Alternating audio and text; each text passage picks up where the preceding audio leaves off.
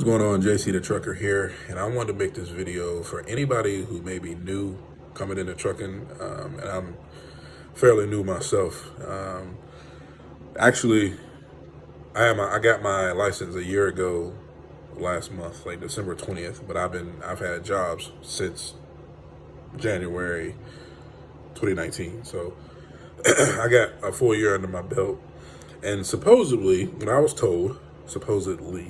told was that opens so many doors for you within the industry. Once you get that year in, once you do this and do that, get your license and all that, you got a year in, you can write your own ticket. I'm gonna tell you right now, don't buy that. Don't buy into that. I'm someone who does local, and I'm on my third local job. I made a huge mistake leaving my first local job. My first local job was driving for Coca-Cola, being a driver merchandiser, which means we take the product to the store, put it on the shelves, leave, go to the next stop, maybe 8 to 10 stops a day. Now, as a rookie coming into that, and if you go back on previous videos that I've made on this channel, I hated my experience at Coca-Cola, from the training down to just the way they did things. I felt like wasn't real professional. So I had some struggles there. Then I went to US Foods, and I literally was put on call. So I feel like I didn't even work there because they didn't tell me in the interview that I was going to be on call. If I'd have known that, I would have never went to the application. Now I'm at Cisco, another food service company, and I could see the same thing already starting to happen. So I've applied to other places. I've tried to, get in the door, get my foot in the door at other places, and they just tell me, you've had too many jobs in less than a year. Now, had I known that too many jobs, trying to get as much experience as possible, having things not go as planned on jobs would hold me back from getting the job I want. Like right now, I'm dying to get back into beverage delivery. I mean, I love the work of Coke. I thought it was, I never felt rushed. I never felt like, I enjoyed the actual physical job itself. Like I said, just behind the scenes stuff. Maybe I was too immature to understand that's how trucking worked. Maybe I wasn't coached the right way. I don't know. But in food service, it's just not for me. That whole thing is not for me. Some people say it's easier, but some people, that is for them. It's just not for me.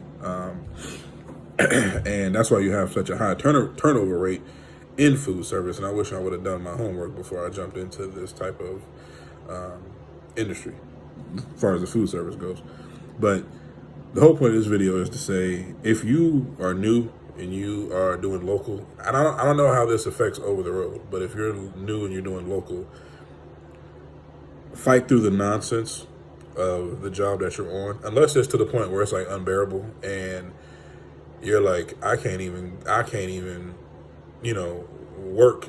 I'm not going to be at a job that I'm basically so pissed off at that they're on the verge of firing me. And that's how I felt at Coke and US Foods, and that's how I feel at Cisco now. You almost have to find a balance of, like, I wish I would have found a balance at Coke. Like, okay, the money's pretty good. I get a couple days off a week, and I'm able to, at the same time get almost like get a workout. But it was just so much stuff that was going on. I mean, they really put the screws to the new people there, and I was like, it was at a point where I was like, I can't do it. So I walked right into another job, and it's funny because food service, they hire people like right on the spot, and you all heard that saying, if that job hires you right on the spot, chances are that job is going to be some nonsense, and it is. But again, like I said, maybe people's experience is different. Maybe they feel like, because there are people who work at these companies for like 30 plus years. And I just think that they just deal with it because they don't want to go somewhere and start over.